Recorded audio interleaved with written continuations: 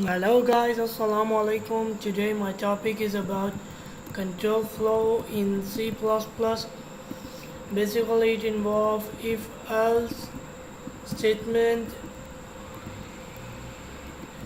and switch statement. So today we will discuss about if else statement.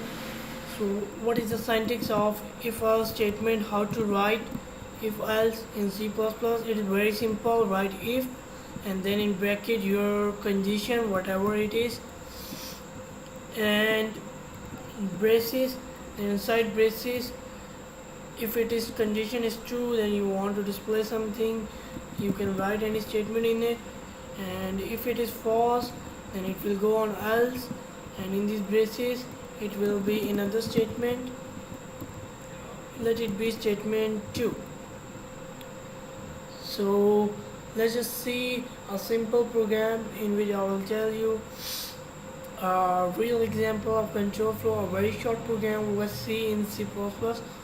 So here I write in main string name and cout, which will be asked, which will be displaying write your name, then it will be asking the user to write its name, then there is if, and inside it is a condition, if name get John, if name is equal to John, then it will, if it is true then it will display this statement which is password accepted, it will display the print or it will print simply password accepted.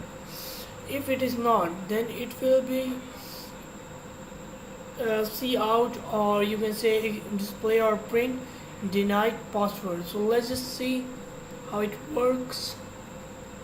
So here it is, as you can see that it is asking me my name. So first I write my name which is John. So as you can see that it is saying password accepted. So it is displaying the first if statement. So I write the name incorrectly, like my name is Frank. So it knows that my name is not Frank and the password is wrong. So it is displaying the message denied password. So it is very simple example, a very short program to understand the control flow of if else statement. Thank you for watching it and subscribe my channel. Bye bye.